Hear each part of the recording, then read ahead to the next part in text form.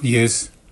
Introducción al libro de Josué de la Biblia de la Universidad de Navarra. El libro de Josué es la culminación natural del Pentateuco. En él se narra la toma de posesión de la tierra prometida por parte de Israel bajo la guía de Josué. Dios cumple así las promesas hechas a los patriarcas. El pueblo elegido, aunque constituido por tribus, es un solo pueblo, que con el auxilio del Señor adquiere unido la propiedad de esa tierra. En efecto, las tribus israelitas no conquistaron Canaán gracias a su poderío militar, sino que Dios puso esta tierra en sus manos. Y Él mismo la repartió entre ellos para que cada uno pudiera gozar de paz y prosperidad en el territorio asignado a su familia. Como correspondencia a la fidelidad de Dios que ha cumplido sus promesas, se reclama la fidelidad de todo el pueblo a la alianza establecida con Él. Inciso 1. Estructura y síntesis del contenido. La exposición tiene una estructura sencilla. En ella se pueden distinguir dos partes extensas, precedidas por un prólogo y culminadas por un epílogo donde se condensa el contenido teológico del libro. Prólogo. Capítulo 1, versículos 1 a 18. Sirve de unión con el Pentateuco y enuncia los principales temas del libro. De una parte, la continuidad que existe entre la misión de Josué y la de Moisés en cuanto mediadores entre Dios y el pueblo. De otra, la unidad del pueblo, cuyas tribus realizan juntas la conquista de todo el país. 1. Toma de posesión de la tierra prometida. Capítulo 2, versículos 1 al 12, 24. La narración comienza con el envío de unos exploradores para inspeccionar Jericó, la primera ciudad conquistada por los israelitas. Sigue un conjunto de episodios relacionados con Gilgal, el primer campamento establecido en la tierra prometida, el paso del Jordán, la circuncisión de los varones israelitas, la celebración de la primera Pascua en Canaán y la manifestación de Dios frente a Jericó.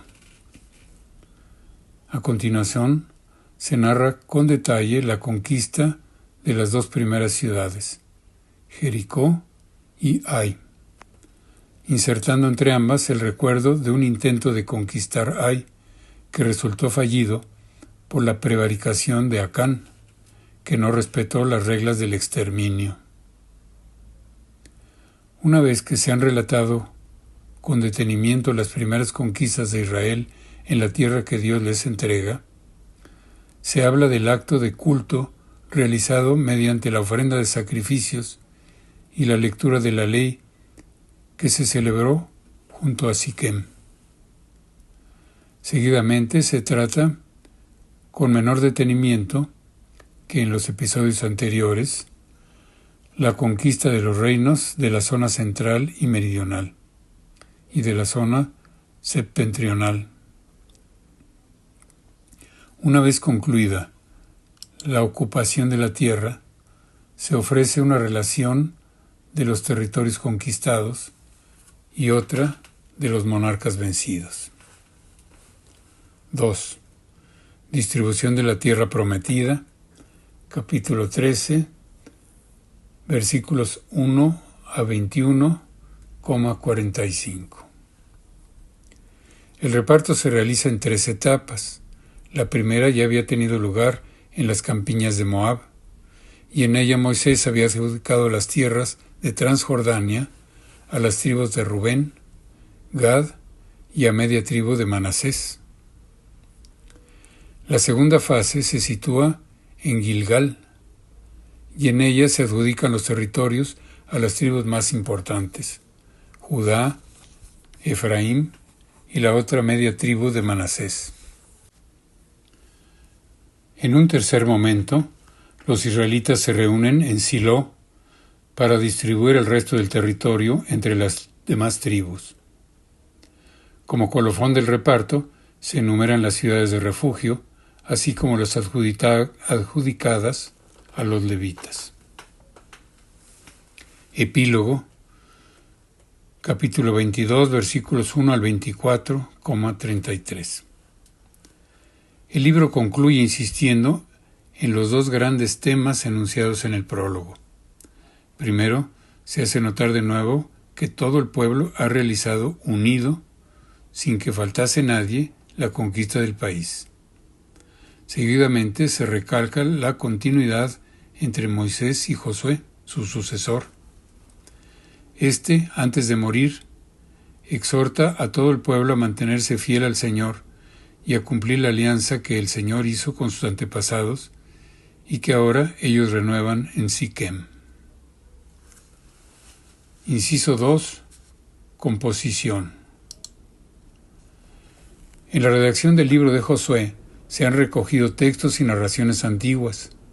No es de extrañar que muchas familias contaran entre sus tradiciones propias relatos episódicos de la llegada de los tribus a aquel territorio, y que alguno de ellos se pusiera por escrito antes de la redacción de este libro. También debían existir numerosas narraciones que explicaban por qué algunos lugares tenían un nombre concreto, o cuál era el origen de algunos restos de construcciones antiguas que llamaban la atención a quienes las contemplaban. La existencia de 12 grandes piedras en Gilgal, el montón de ruinas de Ai, las grandes piedras que cerraban la cueva de Maquedá, etc. Gran parte de la labor redaccional que aunó todos estos relatos en una narración continua fue realizada por autores de la tradición deuteronomista. El elenco de las heredades correspondientes a cada tribu que aparece en la segunda parte posiblemente tiene su origen en documentos escritos en el sur de Canaán, ya que el relato es mucho más preciso al hablar de Judá y Benjamín, que tienen su territorio en esa zona, que cuando habla del resto de las tribus. La mayor parte de esa sección pertenece a la tradición sacerdotal.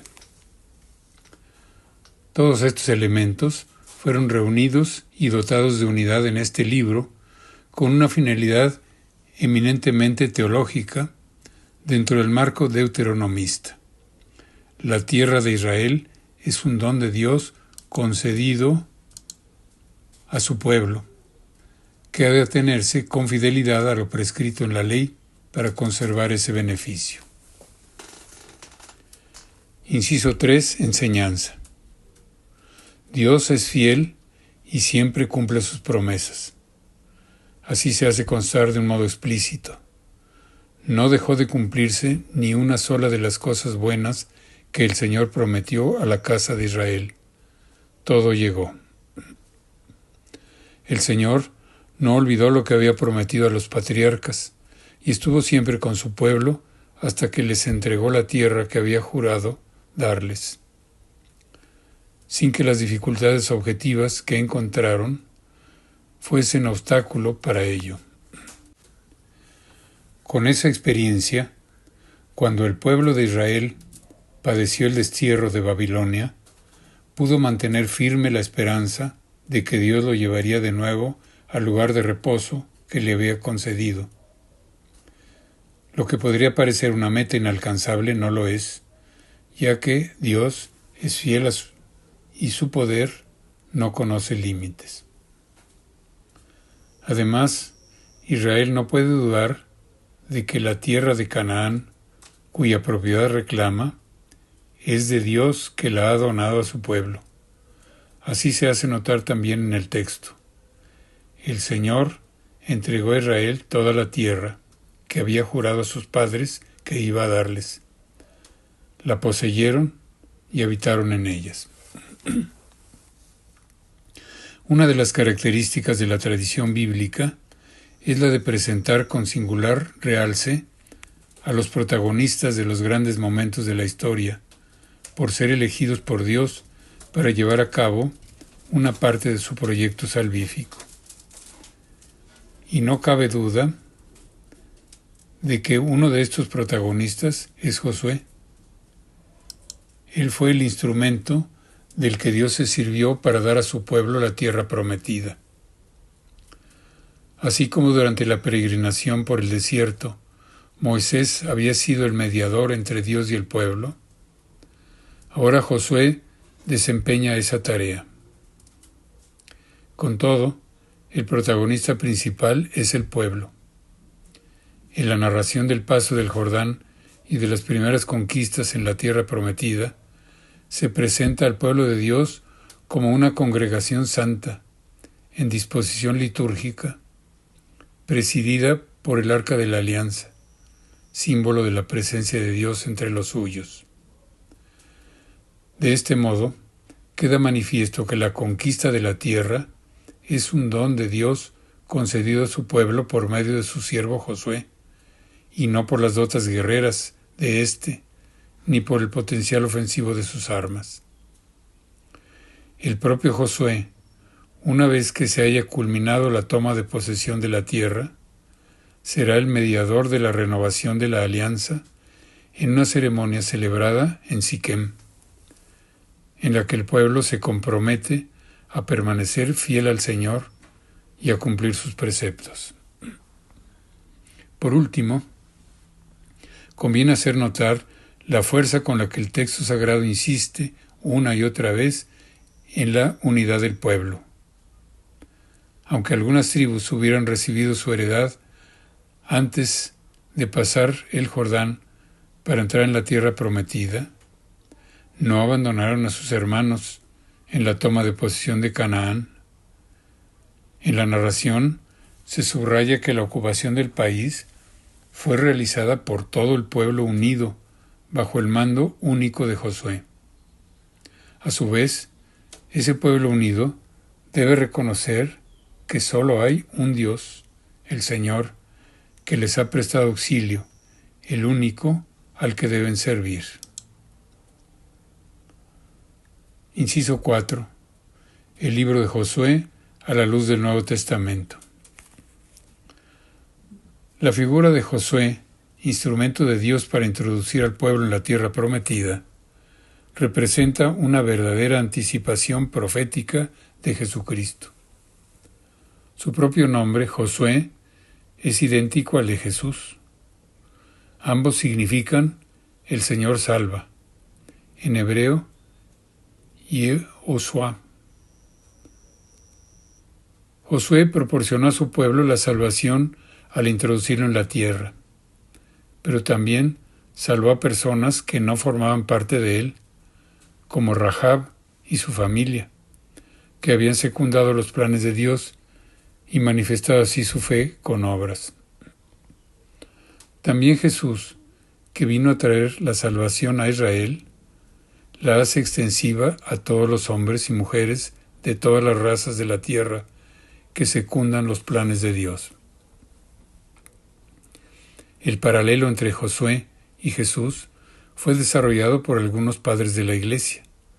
San Justino explicó que así como Josué sucedió a Moisés e introdujo al pueblo en la tierra prometida, Jesús ha sustituido a Moisés y su evangelio a la ley mosaica y ha conducido al nuevo pueblo de Dios a la salvación. Orígenes estableció un paralelo espiritual entre Josué, que condujo a Israel a la victoria abatiendo reinos, ciudades y enemigos, y Cristo, que guía al alma y le proporciona la victoria sobre los vicios y pasiones. Fin de la introducción al libro de Josué.